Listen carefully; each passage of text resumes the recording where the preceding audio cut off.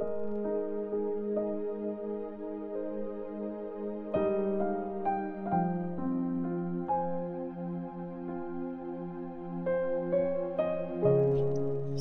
Corinthians chapter 7. Mga kaibigan, pinangako sa atin ng Diyos ang mga bagay na to. Kaya nga, alisin natin ang lahat ng bagay na nagpaparumi sa katawan at espiritu natin. Maging banal talaga tayo na namumuhay ng may takot sa Diyos. Ang kasiyahan ni Paul. Bigyan nyo kami ng space sa puso nyo. Wala kaming ginawan ng masama.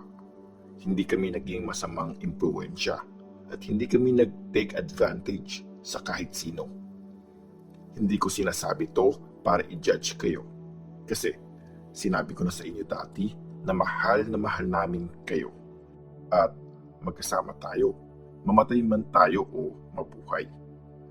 Buo ang tiwala ko. At proud na proud ako sa inyo.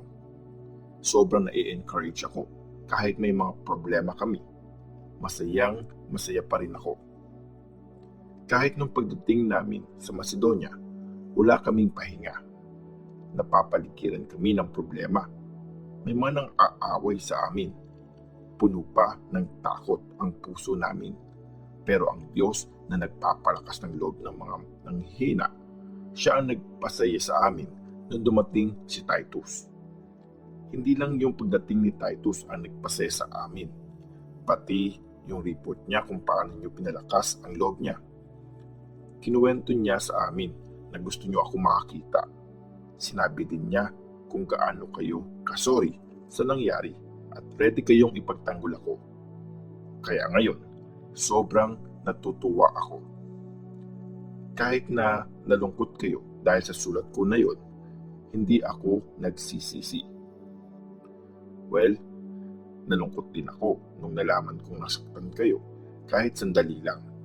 Pero masaya ako ngayon, hindi dahil nasaktan ko ang feelings nyo, kundi dahil yung lungkot na yon ang ginamit ng Diyos para magsisi kayo sa mga kasalanan nyo. Kaya wala naman talaga kaming ginawang masama sa inyo. Kasi ang lungkot na galing sa Diyos, nagbubunga yan ng pagsisisi na nag-lead sa kaligtasan. Walang nasasayang na suffering doon. Pero yung lungkot na galing sa tao, kamatayan ang ending nun. Tingnan nyo kung ano ang naging epekto ng lungkot na to na galing sa Diyos.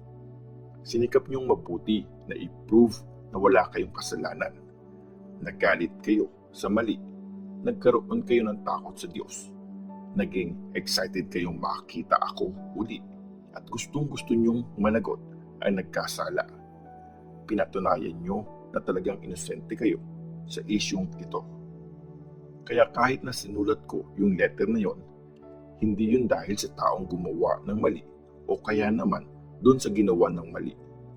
Sinulat ko yun para maging malinaw sa inyo sa harap ng Diyos kung gaano katindi ang concern nyo sa amin. Ito ang dahilan kaya na-encourage kami. At hindi lang kami na-encourage, nagsaya rin kami nung nakita namin kung gaano kasaya si Titus. Kasi pinakita nyo na wala siyang dapat ipag-alala. Pinagmalaki ko kayo sa kanya at di naman ako napahiya. Lagi namang totoo ang mga sinasabi ko sa inyo at napatunayan ding totoo ang lahat ng ibinibida ko kay Titus tungkol sa inyo. Mas lalo pa kayong minamahal ni Titus tuwing naaalala niya ang pagiging masunurin niyong lahat at kung paano niyo siya tinanggap ng may respeto at paggalang. Masayang-masaya ako kasi maaasahan ko talaga kayo